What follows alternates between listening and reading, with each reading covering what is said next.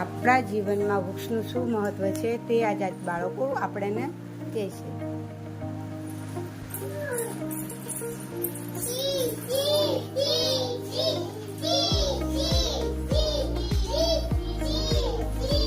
ઝાડવાના પાણી પાઈ દીધું છે, ચકલા કેટલા ખિલખિલાટ કરે છે.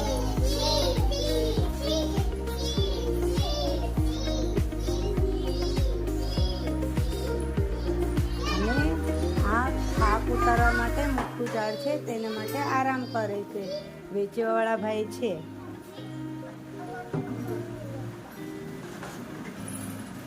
અને હા, બધા ફરતા ફરતા થાકી જાય છે. આ તો ફ્રૂટવાળા બેન છે, લગભગ ફ્રૂટ વેચીને થાકી ગયા લાગે. જો કેટલો પરસો વળી ગયા. એ પણ થોડોક વૃક્ષ નીચે આરામ કરે છે.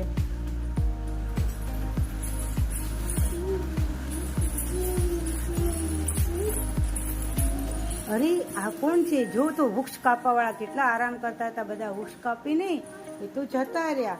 અરે આ બધા પાછા ચકલા કાગડા બધા ચી કરતા કરતા જો. અરે ક્યાં બધા તડપડિયા મારે છે? આ બધા ક્યાં બેસશે? શું કરશે? અરે ભગવાન, વિચારમાં આવી ગયા છે બધા. અરે હાલો જો બધા થાકી ગયા. હવે આ ક્યાંય બેસવાની જગ્યા નથી.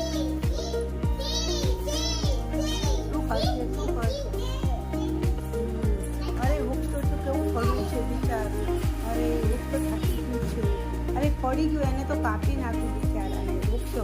ચલો આ ભાઈ તો પરસીન વૃક્ષ વાવવા માટે આવી ગયા. તો આમ કેટલું સરસ કામ કરે છે આ બેન. તો વૃક્ષ વાવે છે.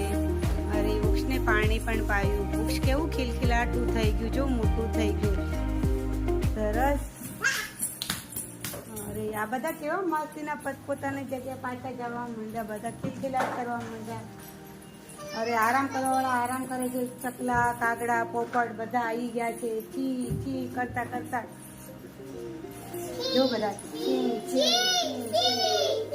જો બધા ચી ચી કરતા પાછા આવી ગયા. ચકલા કેટલો વૃક્ષો નીચે કેટલી ખિલખિલાટ થવા માંડી છે બધા.